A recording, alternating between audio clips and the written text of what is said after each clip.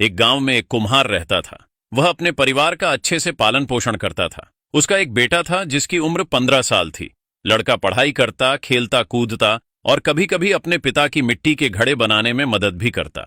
जब लड़का घड़ा बनाता तो अपने पिता से पूछता, पिताजी, घड़ा कैसा बना है? पिता हर बार घड़ा देखकर कहते, घड़ा अच्छा बना है, लेकिन इसमें थोड़ी कमी है, उसको ढूंढो और सुधार करो। लड़का घड़े को फिर से ध्यान से देखता और उसमें सुधार कर देता।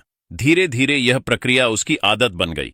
हर बार जब भी वह घड़ा बनाता, पिता कहते कि इसमें थोड़ी कमी है और वह उसे सुधार देता। समय के साथ उसका काम इतना निखर गया कि बाजार में उसके बनाए घड़े 500 रुपये के बिकने लगे, जबकि पिता के घड़े 400 रुपये में बिकते। कुछ दिन तक यह चलता रहा, लेकिन एक दिन लड़के ने घमंड में आकर पिता से कह दिया, आपको घड़ों की समझ नहीं है। मेरे घड़े आपके घड़ों से महंगे बिकते हैं। आप हमेशा कमी निकालते रहते हो। पिता ने चुपचाप कहा, ठीक है बेटा, अब तुम जैसे चाहो वैसे घड़े बनाओ। फिर दोनों अपने अपने काम में लग गए। धीरे धीरे लड़के के घड़ों की बिक्री गिरने लगी। पहले 500 रुपये के बिकने वाले घड़े 300-200 में भी नहीं बिकते थे। वह परेशान हो गया और पिता के पास आकर बोला, पिताजी, मेरे घड़े अब कोई खरीदता ही नहीं। ऐसा क्यों हो रहा है?